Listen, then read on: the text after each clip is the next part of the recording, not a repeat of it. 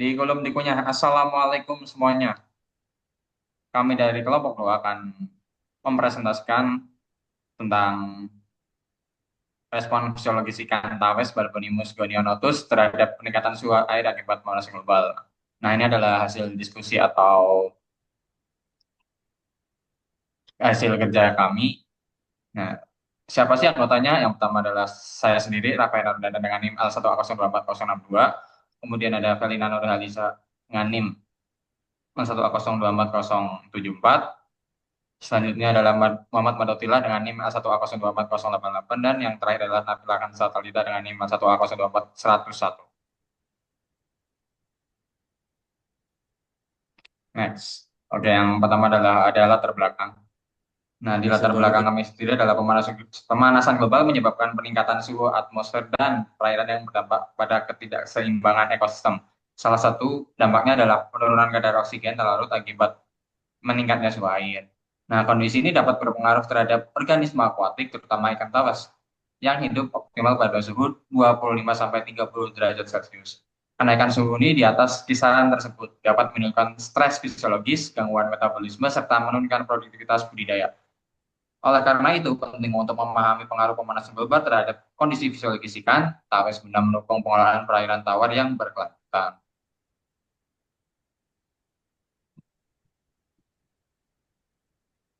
Nah, yang selanjutnya adalah rumusan masalah dan tujuan.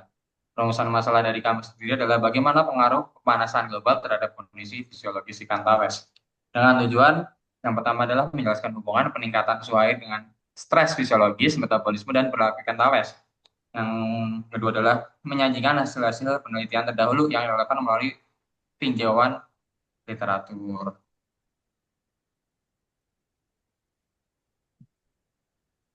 Selanjutnya ada metode penelitian. Metode penelitian kami menggunakan literatur.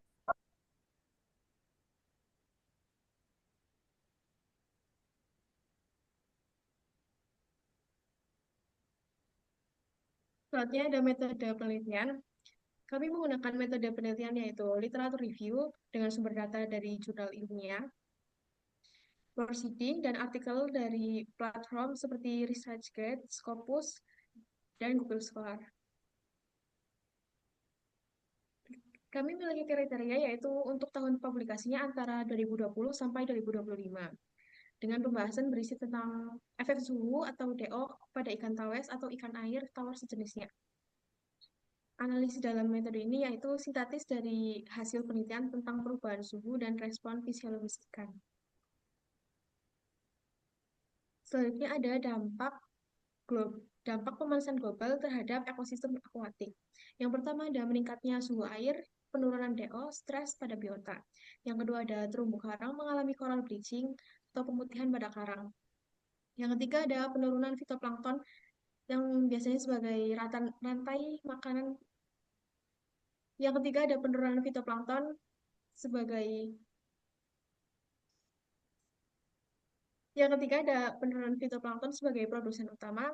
Jadi saat fitoplankton turun, maka rantai makanan akan terganggu. Yang keempat atau terakhir yaitu perubahan distribusi biota laut dan migrasi spesies. Sebenarnya bagaimana sih respon fisiologis ikan tawes terhadap perubahan suhu air? Yang pertama akan dijelaskan dari segi karakteristik umum. Ikan tawes Barbonimus goninotus termasuk famili Cyprinidae bernilai ekonomi tinggi dengan kandungan protein kurang lebih 18,43%. Hidupnya di perairan tawar Jawa, Kalimantan, Sumatera, pemakan alga, dan tanaman air seperti hidila.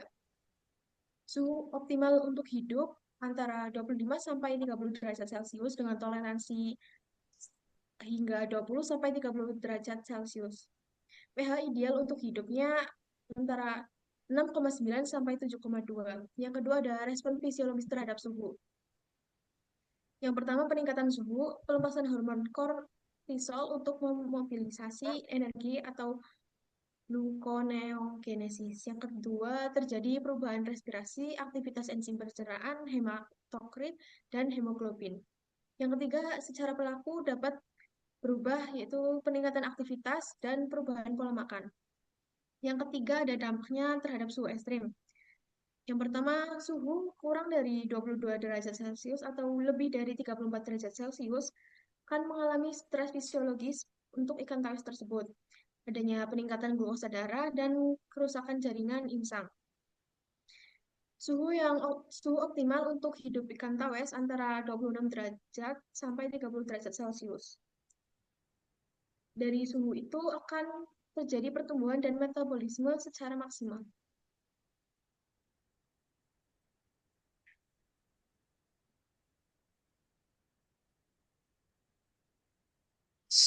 Oke, next. Di sini saya akan menjelaskan tentang parameter fisiologis sebagai indikator stres termal pada ikan tawes akibat peningkatan suhu air. Suhu air ini memiliki peran yang sangat penting dalam menentukan kualitas suatu perairan karena berhubungan erat dengan parameter lain seperti kadar oksigen terlarut, pH, dan salinitas. Ketika suhu air ini meningkat, proses penguapan juga meningkat sehingga menyebabkan konsentrasi garam terlarut menjadi lebih tinggi. Nah, kondisi ini dapat menimbulkan stres bagi organisme akuatik, salah satunya ikan tawes ini. Perubahan suhu yang terlalu tinggi ini dapat mempengaruhi respon fisiologis ikan tawes ini, seperti peningkatan metabolisme atau perubahan kadar hormon stres. Nah, oleh karena itu, parameter fisiologis pada ikan tawes ini dapat digunakan sebagai indikator biologis untuk menilai adanya stres termal dan menilai kualitas lingkungan perairan akibat peningkatan suhu. Next. Nah, hasil pengamatan yang dari bukan overkulum ya, hasil pengamatan menunjukkan bahwa frekuensi bukan overkulum ikan tawes ini meningkat seiring kenaikan salinitas hingga mencapai puncak pada 9 ppt. ppt itu part per thousand. Nah, kemudian menurun drastis pada 10 ppt pada salinitas 1 sampai 7 ppt. Frekuensi berada dalam kisaran yang normal, yakni 140 sampai 150 kali per menit. Peningkatan frekuensi bukaan overkulum ini merupakan respon fisiologis terhadap menurunnya kadar oksigen terlarut, yang dimana ikan berusaha memenuhi kebutuhan oksigen dengan mempercepat pergerakan insangnya. Namun pada salinitas yang terlalu tinggi, energi ikan itu akan terkuras habis untuk osmoregulasi, sehingga kemampuan memompa airnya itu ke insang menurun dan frekuensi bukaan overkulumnya ikut melambat. Next. Nah, untuk perubahan ciri fisik terhadap ikan tawes itu sendiri, yakni peningkatan salinitas yang menyebabkan perubahan fisik yang semakin nyata pada ikan tawes, terutama perubahan warna tubuh. Stres akibat salinitas tinggi memicu aktivitas hormon MSH dan MCH yang mengatur pigmentasi kulit melalui kelenjar hipofisis. Saat stres berlangsung lama, si sistem imun ikan ini melemah dan daya tahan terhadap penyakitnya juga menurun. Butiran pigmen yang tersebarnya juga membuat warna sisik tampak lebih terang, sedangkan yang berkumpul menyebabkan warna menjadi lebih gelap dan memudar.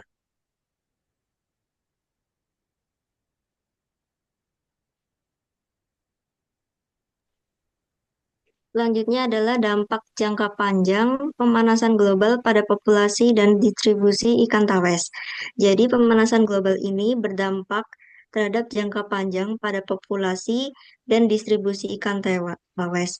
Jadi, meskipun teknologi seperti hormon pertumbuhan rekombinan dapat meningkatkan produktivitas dan efisiensi pakan, namun ikan tawes ini tetap rentan terhadap kenaikan suhu karena bersifat berdarah dingin atau atau ektoterm, sehingga suhu tinggi ini menyebabkan penurunan oksigen terlarut, gangguan metabolisme, dan peningkatan kadar amonia, nitrit, serta CO2 yang menurunkan kesehatan dan kelangsungan hidup ikan.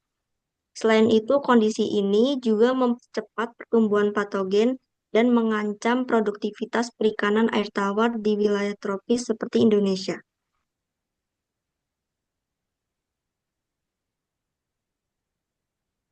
Dan upaya dan strategi mitigasi dampak suhu tinggi pada ikan tawes diantaranya adalah berfokus pada pengendalian lingkungan budidaya agar tetap stabil pada suhu optimal 26-30 derajat Celcius. Upaya yang dapat dilakukan diantaranya pemasangan naungan alami atau shade net untuk menurunkan suhu permukaan air. Selanjutnya, penggunaan aerasi dan sirkulasi air ini guna menjaga kadar oksigen terlarut di atas 5 mg per liter. Penerapan sistem resirkulasi air atau RAS dan biofiltrasi untuk mengontrol kualitas air serta mencegah akumulasi amonia. Dan pemantauan digital otomatis terhadap suhu, pH, dan oksigen secara real time. Selain itu, optimalisasi aerasi ini sangat penting, berfungsi untuk mencegah hipoksia termal yang dapat menyebabkan stres, gangguan metabolisme, hingga kematian ikan. Ikan tawes memiliki kemampuan genetik beradaptasi dengan suhu sedang, sehingga pemeliharaan ikan tahan panas dapat menjadi solusi jangka panjang.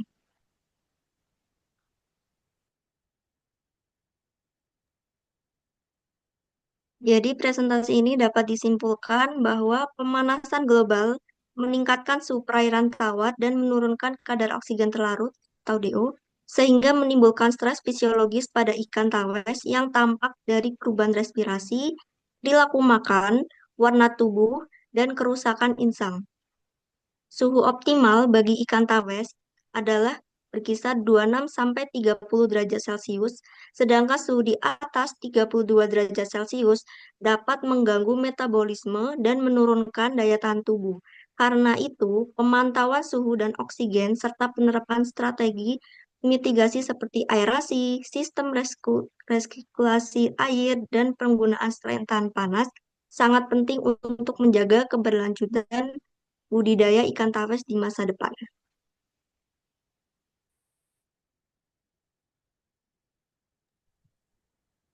Baik, sekian dari presentasi kelompok 2. Terima kasih semuanya. Assalamualaikum warahmatullahi wabarakatuh.